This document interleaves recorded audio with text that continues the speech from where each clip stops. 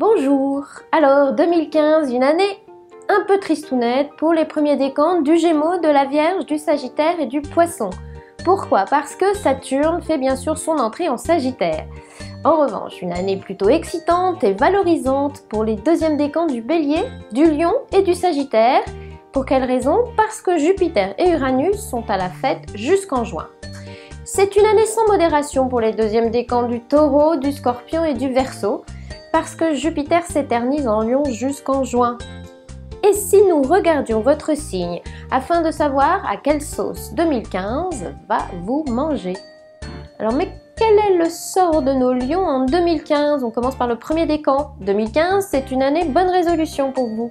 Voilà une année bien carrée, du travail à abattre et des responsabilités à endosser parce que vous avez un avenir à construire. En 2015, on ne se défile pas devant les efforts à fournir car Saturne vous regarde dans les yeux et vous dit que c'est du sérieux. De la discipline, un sens du devoir accru et une réelle volonté de se perfectionner, grandir même, pour faire fuser votre crédibilité.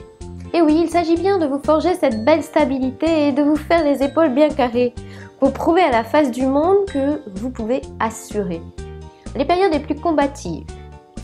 Il n'y a pas de problème, il y a seulement des solutions. C'est ce que vous nous démontrerez avec une efficacité rêvée fin février, début mars, durant la première quinzaine d'août et durant la deuxième quinzaine de novembre.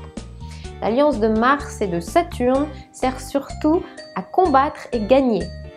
Côté cœur, en 2015, les célibataires se casent ou s'endurcissent. Stabilité ou solitude acceptée, à vous de voir.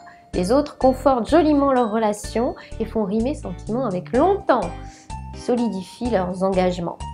Phase de maturation affective pour faire primer les valeurs sûres de l'amour et de la famille. L'autre pourra compter sur vous en tout et pour tout. On parle maintenant du deuxième décan du Lion. Et oui, pour vous, 2015, c'est la part du Lion. 2015 est bien sûr votre année. Jupiter, la chance, est dans votre décan jusqu'en juin. Et il a de surcroît la bonne idée de s'acoquiner avec le trépidant Uranus. Voilà donc un premier semestre 2015 événementiel qui vous fera certainement sortir du lot. Alors d'aventures excitantes en coups d'éclat valorisants et d'opportunités rêvées en changements qui tombent à pic, notre lion ne pourra pas passer à côté de sa véritable vocation, qui est bien sûr de briller. Le deuxième semestre sera sans doute beaucoup plus linéaire, mais il ne vous créera pas non plus de misère. Alors les périodes les plus étonnantes. Quand la planète Mars s'allie à la superbe paire astrale Jupiter-Uranus, c'est bien sûr pour aller audacieusement de l'avant et s'approprier du même coup le haut de l'affiche. Pour vous, ce sera en mars et fin mai, début juin. Ne ratez pas cela, le ciel vous attend au tournant. Côté cœur, en 2015, n'attendez surtout rien de plan-plan. Des clins d'œil séducteurs, en jeu de polisson, votre ciel ne fera que booster vos émotions. Du surprenant, du changement, et vous au premier plan.